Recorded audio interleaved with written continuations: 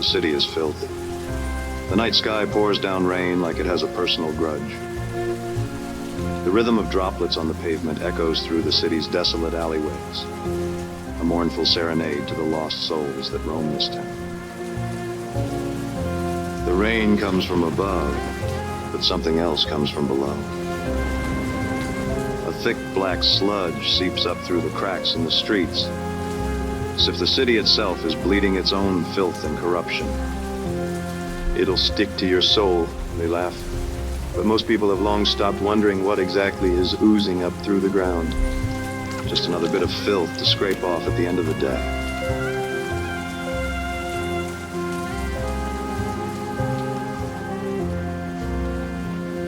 That's me. Cliff Spanner, private investigator. Got a mystery you need to unravel? I'm your guy. At least I used to be. Smoke curls from the end of my sparkler, turning to ash on my desk. Smoky tendrils fade into the dank air. A sign on the door reads, Cliff Spanner, private investigator.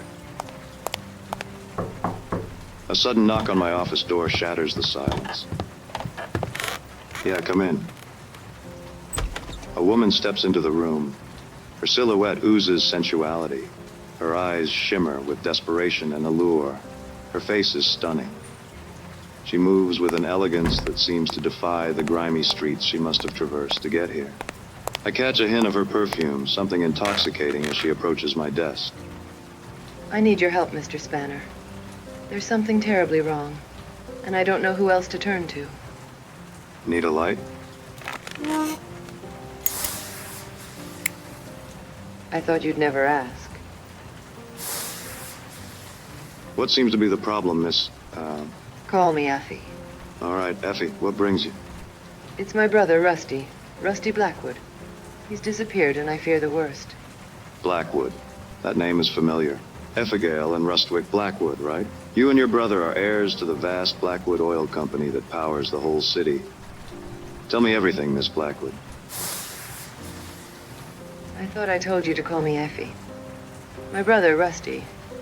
You see, he fell in with some sort of environmental activist. Some floozy named Misty. Misty. She filled his head with all manner of nonsense. She convinced him that the Blackwood Oil Company wrecked the city, polluted it, and that it was built upon the backs of exploited workers and a damaged environment. Can you imagine? This city would be pitch black without my family's energy. That's when I started noticing changes around the office. Incomplete reports, mysterious memos, strange phone calls at all hours. I tried to brush it off as simple negligence, but, oh, Cliff, I have begun to suspect that my brother is secretly working with Sunshine Power. Sunshine Power. They're that new energy company. Harnessing the sun's rays for cheap, clean power, right? They must be a pretty big competitor for your oil business, aren't they? Well, that's just it, Cliff. With Rusty in bed with the competitor, in bed with Misty, in bed with Sunshine Power, I fear he planned to bring down the Blackwood Oil Company. You think your brother would destroy your family legacy? At first, I couldn't believe it. We're family. But the heart wants what the heart wants, Cliff. The heart can lead a man down the darkest alleyways. And your father, does he know about this? My father is a powerful man, Mr. Spanner. The sole owner of Blackwood Oil. And there's nothing that goes on in the company he doesn't know about. And if Rusty defected to a rival green energy upstart... Oh, Cliffy, you don't think... I don't think... What? You don't think that my father would, in his displeasure, that he would have hurt my brother, do you? I can't say, Miss Blackwood, Effie. Whatever happened to my brother, Cliff, I need to know the truth, no matter how painful. I'll find your brother, Effie. The truth has a way of revealing itself, even in the darkest corners. Thank you, Mr. Spanner.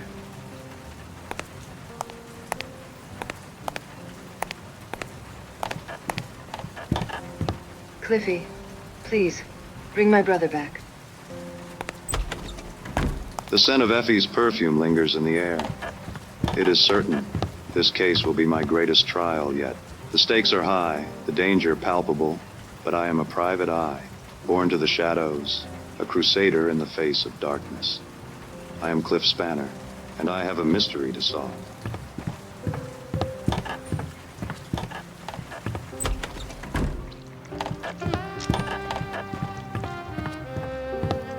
A cleaner mops the floor. It's late, well beyond working hours. Come to think of it, I'm pretty sure someone had already mopped the hallway today. There's something familiar about his weathered face, his tired eyes, but the thought is fleeting. Hey, you. Someone left a box for you outside. I nod and continue on. Tonight, my mind belongs to Effie and Effie alone.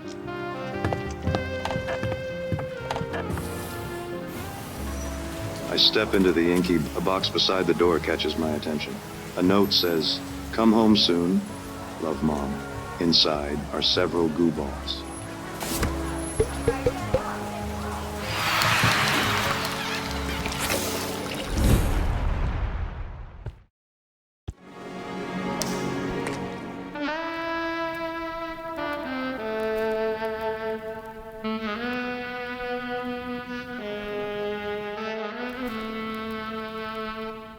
I make my way to a dingy bar called the Sour Note, a haven for those seeking solace from their troubled lives. I'd gotten a tip that Rusty Blackwood, the man I'd been hired to find, has a taste for this joint.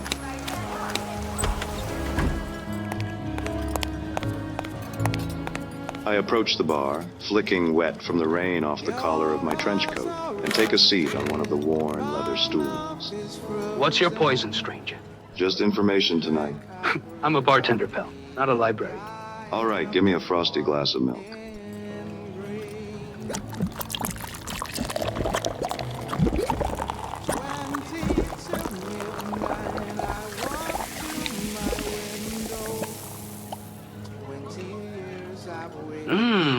Look at that froth. Say, ever have a man named Rusty Blackwood stop in here for a frothy cup? I've got a photo of him here. He's got a name I do not know, but yeah, I've seen him. You'll want to talk to Misty. Misty, who is she and where can I find her? Just turn around. She sings for you now.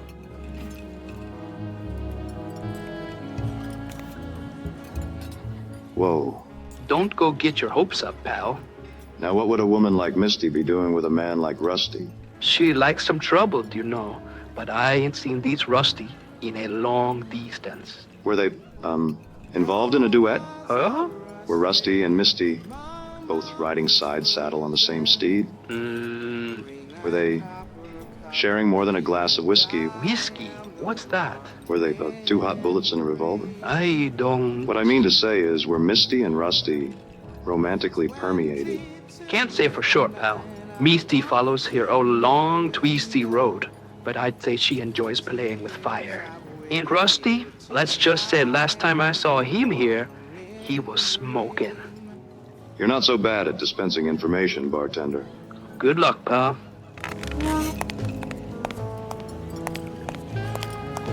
Misty's sultry voice floats in the air like a wounded albatross. She sways to the rhythm of the music. Her eyes move languorously from one patron to another, as if cataloging their sins.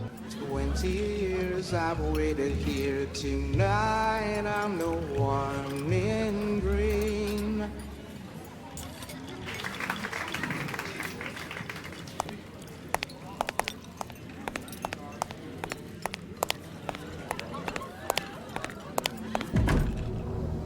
Say, that was a fine performance, Misty. You possess a heavenly voice of velvet. My name is Cliff Spanner, private detective. Do you know why I'm here? I'm hoping you can help me out. I'm looking for someone. I understand you're acquainted with someone named Rusty Blackwood. He's not been seen in a while, and I'm hoping you can tell me where he might have gone. For a woman with such a beautiful voice, you sure are spare on words, aren't you, Misty? A real laconic crusader.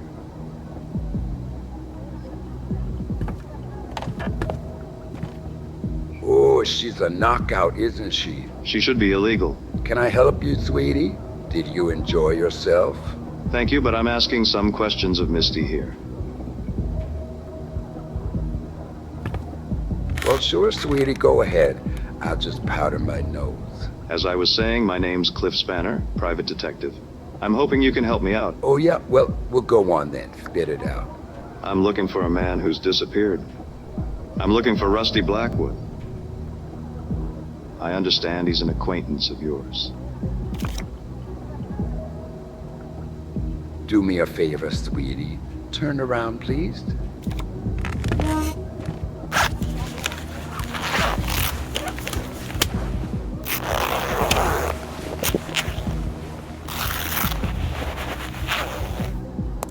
Cliffy Cupcake, you can turn around again. Misty, there was a nice man here. He must have run off. Oh, you know how men are, Cliff. You think they're one thing, and then they're another. So about Rusty Blackwood. Ooh, Rusky, he was a promising one. Tell me more, Misty. Were you using Rusty to get to his family's Blackwood Oil Company? Well, you know Blackwood Oil. You know what they do to this city, don't you? They poison it with their oil. The air is thick. Even the ground is bleeding. I tried to show Rusty the truth, but... You thought you'd convince Rusty to destroy his own family business? Yeah, Rusty. A little dim, but he was cute. I thought he was interested in cleaning up this city and doing something about this rotten family oil business. And he was, for a while. But he changed. He was lured by another light in the dark. Where'd he wander off to? Look, since Rescue's a pal, I'll throw you a bone. But you ain't heard it from me, understand? If that's what it takes. I might have an idea who he's been hanging around with. Yeah. Who?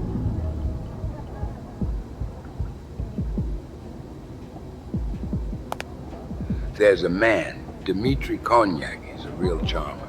A gentleman of the night, a distant mountain of ill repute. You catch me? I think I know the type. The city is lousy with characters. Most of them shady.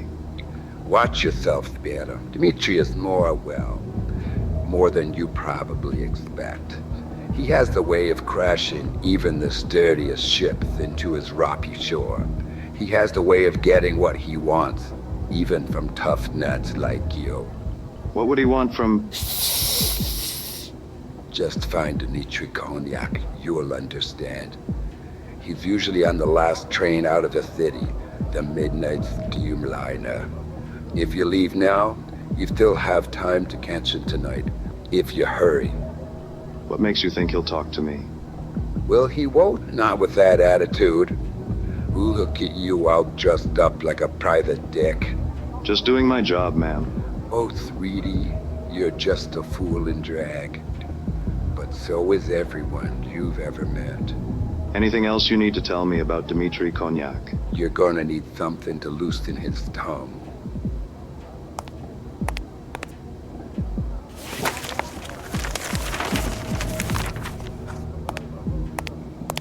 Take this. I have a feeling it'll make Dmitri talk. It's best I'm not hanging on to this anyway. It's been a pleasure, Misty. Just be careful, Spanner. Now, scuttle lost, sweetie. I need to go get ready for my next set.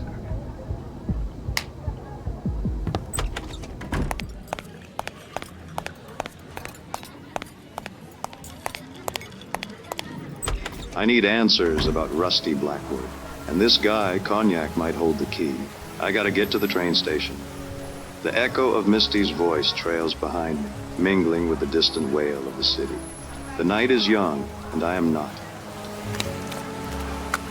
I see a sad sack in a city cleaner uniform sweeping wet sludge from the sidewalk into the gutter.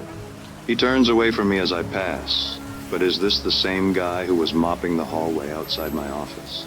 No way, couldn't be. What's your name, friend? Just a guy looking after this dump. Hey, I think you dropped these.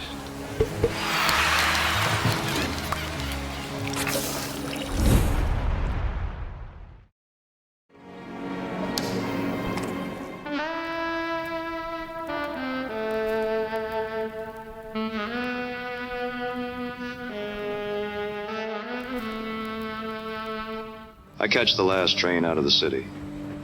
All aboard the midnight steamliner. It cuts its way out of the city like a neon blade to the outskirts. A ramshackle smear of strip malls and cheap motels that splatter out of the city like an exit wound. I can't shake the feeling I'm being tailed, that someone is watching me.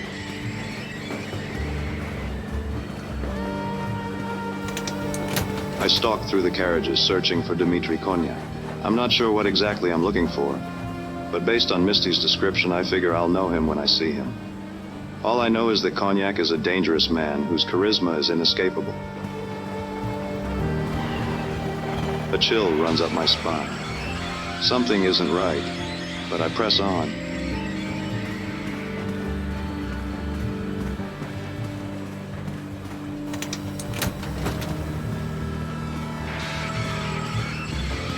This must be him. Dmitri is a hard man to miss. He's sitting in a dimly lit booth, accompanied by a stunning woman who looks me up and down as I approach. Well, go on then. Don't just monologue to yourself. Now let's hear what's rattling around in that pretty little head. Dmitri is a large man, robust, spilling out of his seat, a relic from a time when indulgence was a luxury. His substantial girth, once a symbol of opulence, now hints at the sins he must have savored. The man is immaculately groomed, his mustache adding a touch of rugged sophistication. Well, thanks. I enjoy my sophisticated mustache, too. I knew my monologuing would get me in trouble one day. Finally, something interesting is about to happen. Come sit with me, Hanson. Let's wait for it together. What's going to happen? Come sink your teeth into a buttered roll. Konyak's voice, a resonant basso profundo, was the sturdiest thing on this rickety train. The secret to the perfect piece of cake is carefully slicing it to just the perfect size. Enormous. You look tired. Has it been a long night? I'm looking for someone. You've been talking to Misty. How do you know? Did she call you? Uh-oh. Do you see a telephone? You've brought your past with you. Every line under those cute little vodka bottle glasses. That cloud of Misty's perfume you waft him here with, I always told her she wore too much. I hope my acquired scent didn't disturb the other passengers. It doesn't matter. Of course it matters. It's my job to move like a shadow in the night, to not be seen or smelled. It doesn't matter because there is no one else on this train. Of course there are, Konyak. I talked to lots of passengers in the carriages before you. Ghosts. They're all ghosts. Did you try the ham? Wait, are you saying this is a ghost train? Wouldn't that be a thrilling story? No, this is not a ghost train. I'm not sure I understand. Pick someone. Anyone on the train you think you make. That woman with feathers in her hair. That man with a freshly pressed suit who looked nervous in the second car. Where are they going? It doesn't matter. Are they going to work? What would happen if they didn't go? Nothing. Nothing would happen. The train would still arrive on time. Their workplace would hire someone else. The papers would still get photocopied. Ghosts. Every one of them. Gruyere.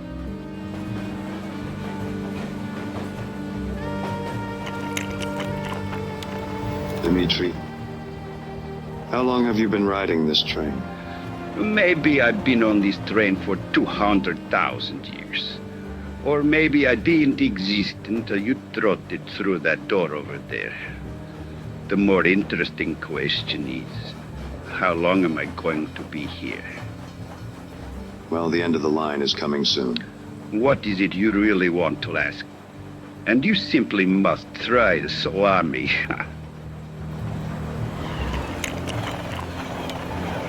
Thanks, Dimitri, but I couldn't possibly. I'm looking for a different kind of sustenance tonight. I'm looking for someone. Yes, I see. Quality sustenance comes at a price. Misty asked me to give this to you.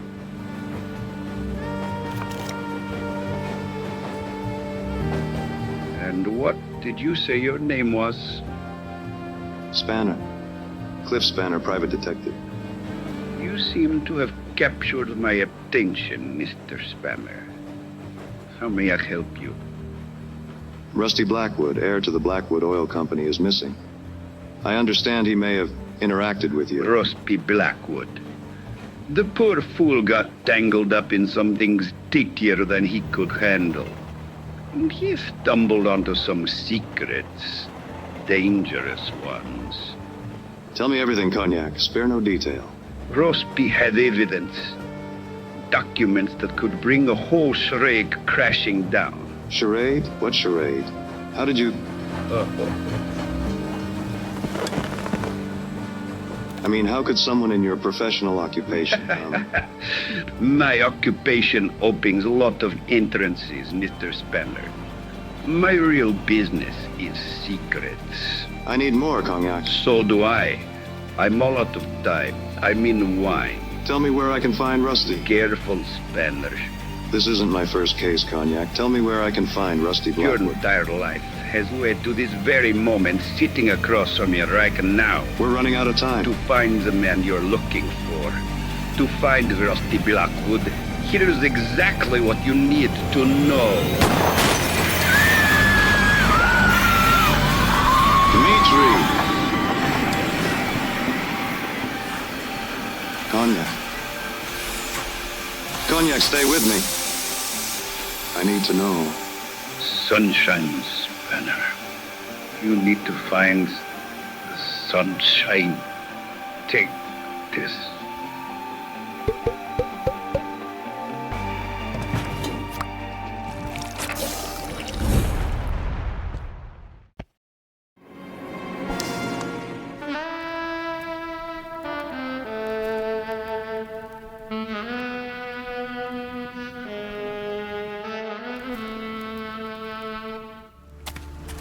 Even here, at the edge of civilization, the streets glisten with black ooze seeping up from below. In every direction there are forgotten lots and buildings, tucked away, left behind, like bad memories. Dimitri Cognac's final words echo in my head. Sunshine, sunshine. Could Sunshine Power be responsible for the disappearance of Rusty Blackwood, heir to the Blackwood Oil Company? What was that, amigo? Could a company that produces cheap, clean energy really be guilty of homicide, of cold-blooded murder? Look, man, I get paid $4 an hour. Hurry up and order, will you? Could Sunshine Power have assassinated an heir to their rival? No, that would be too dark, too twisted, even for this city. The explanation was probably something simpler, something more elegant. Bro, what sunshine? It's always night in this city. It's always raining. Are you gonna order or what? Sorry. Yeah, I'll have a grande burrito and, oh my God. Like a flash of lightning piercing the night sky, it hit me. The answer I'd been seeking. The truth about Rusty Blackwood. This is going to shake the very foundation of the city. I mean, it's just a burrito, bro. That'll be $16.99. Oh yeah, we're also running a special. You can take these too.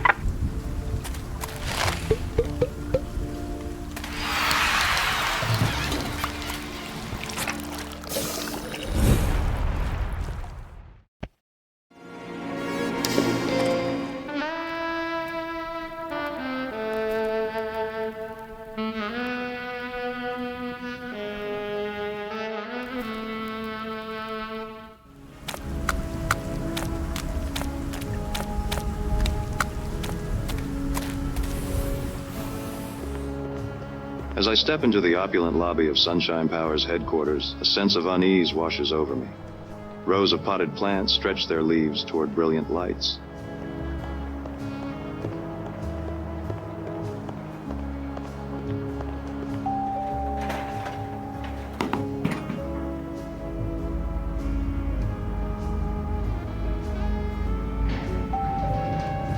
My eyes, still aching from the gleaming lobby, adjust to the muted grandeur that surrounds me.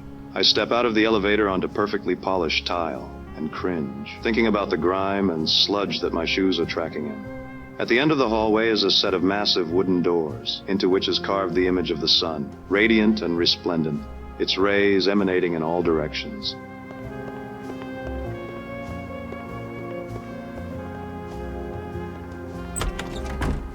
I step into a palatial penthouse suite. A bank of towering windows look down over the twinkling lights of the city. A wide desk of burnished mahogany, behind which a lone figure sits, their back to me, in a high-backed leather chair.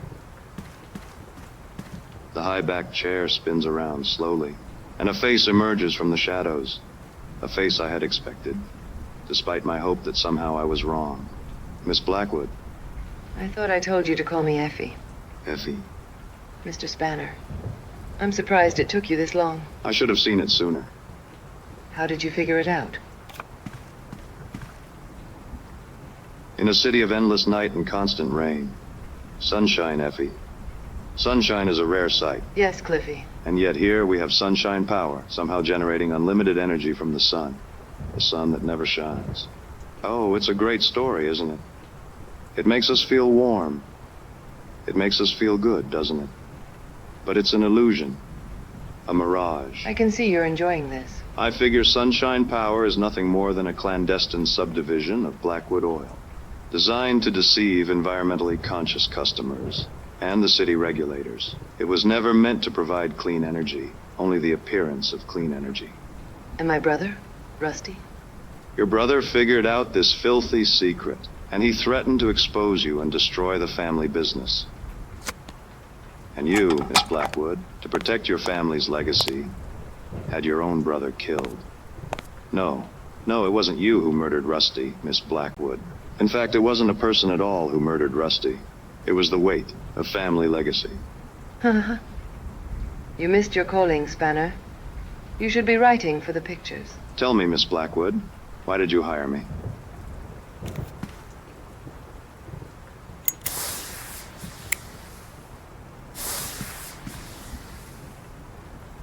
What can I say? I was in the neighborhood and I needed a light.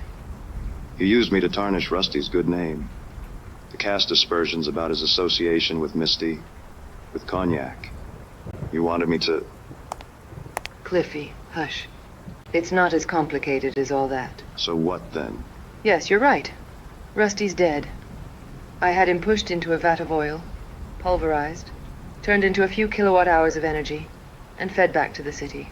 It was the most he'd ever contributed to anything, really. Why? Because he found you out?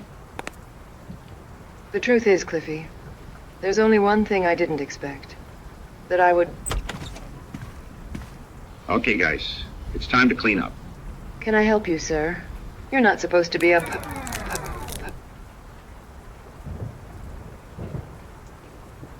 Effie, are you okay? So what's your name, pal? Cliff Spanner, private investigator. Well, yeah, you're playing as Cliff Spanner right now. Good work, by the way.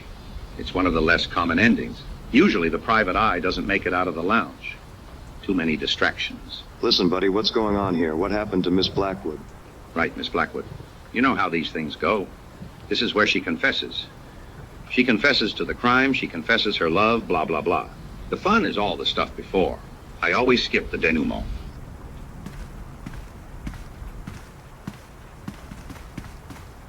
What are you talking about? Take a look out there, Cliffy. See that city? It was built for you. Well, not for you. It was built for you. Like I said before, what's your name, pal? I already told you. I'm Cliff Spanner, private investigator. Yeah, the private eye is always a little thick. Hang on. Let's force quit this scenario.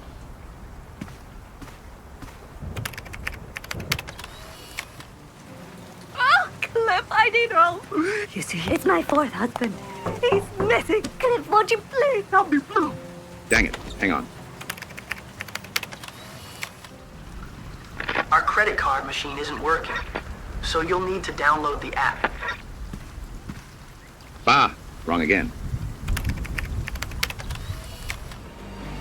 Yeah, help me.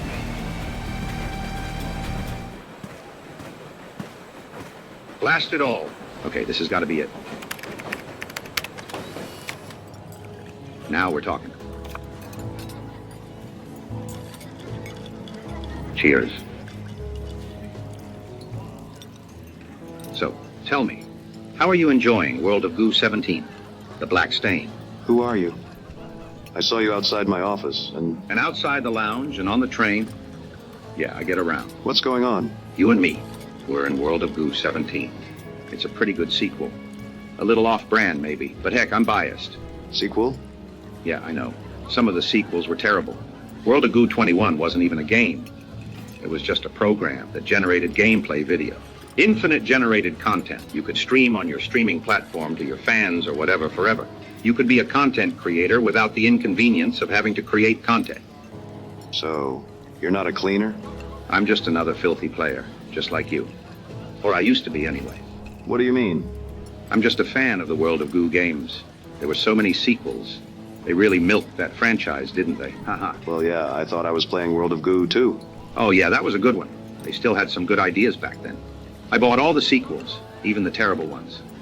I'm a completionist, you could say. I like to be comprehensive. How many sequels were there? It looks like you've been playing some of them. I guess I'm more of a curator these days. I've made all the sequels available to play here. I think World of Goo 6, 9, and 11 are still working up there. Did you enjoy Ghoul? It was so stupid, but in a good way, I thought. What do you mean? You used to be a player. These games came out a long time ago. Not much of the world is left from back then. I didn't think people were even around up there anymore, until you showed up. But I think I've helped keep this franchise alive and more or less playable. So how are you talking to me now?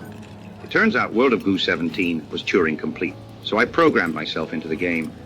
It wasn't my favorite sequel, too wordy for my taste, but it let me live forever, so I rate it 4 out of 5 stars. I'm sorry, that means the real you died. I mean, a long time ago. Yes, I expect so. How about you? What's your name, pal? I was playing World of Goo 2, and suddenly the game said I was in World of Goo 17, and made me Cliff Spanner, so I just played along. I've played World of Goo 2 hundreds of times, and that's not what happens. What chapter are you in? I'm in Chapter 4. Chapter 4 in World of Goo 2 is supposed to be set in a television animated series spin-off. I guess I just thought you were like the wacky character in World of Goo games that you meet near the end of the 4th chapter. This isn't right. So, cleaner? Or curator? What do you really look like? Are you sure you want to see?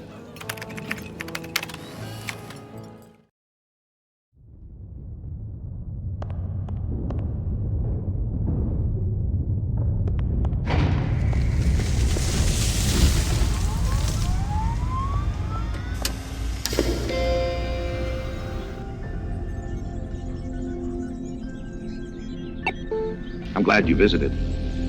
It must be lonely here, spending eternity inside the 17th sequel. It's been a long time, but the art in 4 or 5 of the scenes is pretty good. I like to hang out in some of them. I don't think I would want to live forever inside a noir-themed sequel. I eat a lot of late-night burritos. Thank you for keeping the World of Goo sequels alive and playable after all these years. It was my pleasure. As long as this computer remains powered on, I will continue to live forever and keep the memory of these games alive. Is there anything I can do for you? Well, maybe there is one thing. Sure, what is it? Well, I made some World of Goo fan fiction levels, but nobody has ever played them. Do you want to play one? Sure. Oh, great. I hope you like them. Just walk that way.